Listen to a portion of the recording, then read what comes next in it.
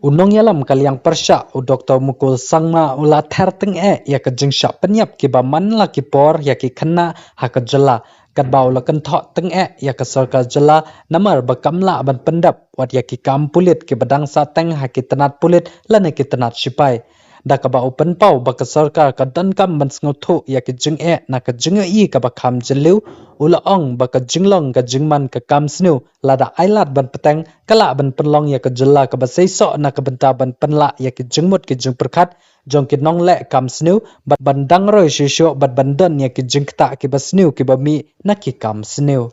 Today I can see that the police officers are trying to do what they are expected to do.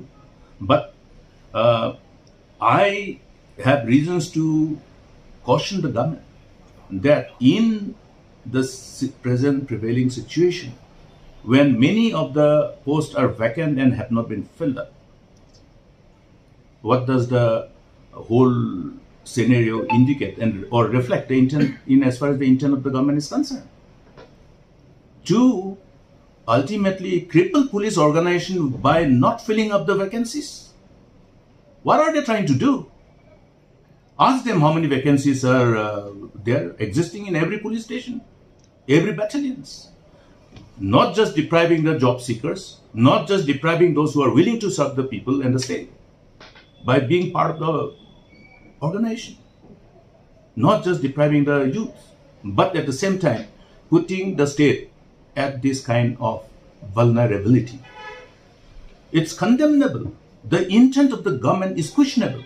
Are they trying to save the money which would have otherwise gone to the payment of salary to these police members of the police organization if they are filled up, if these vacancies are filled up? These are questionable. Is the greed factor preventing them from filling up this post? I had the reason to ask on behalf of the people. So also people have to ask. We are talking about not filling up the vacancies.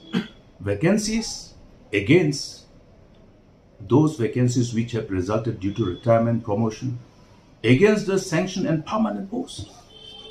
So where is this salary going? What are they doing with the salary component?